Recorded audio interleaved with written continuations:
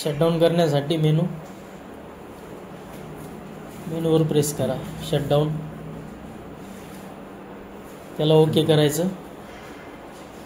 Okay केल्यानंतर aspiration करायचं खालून, प्रोब क्लीनर पूर्ण टेकवू नका, थोडंसं स्पेस.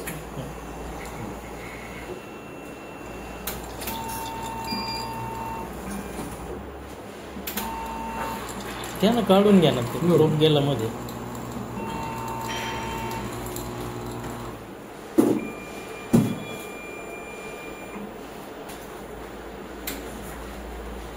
तीन मिनिटाची प्रोसेस आहे.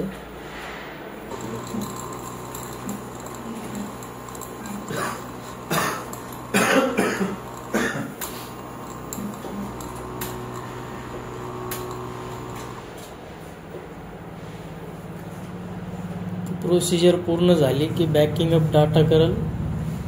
त्यानंतर मग ते turn off the analyser, back साईडने अगोदर मशीनचं बटन बंद करा,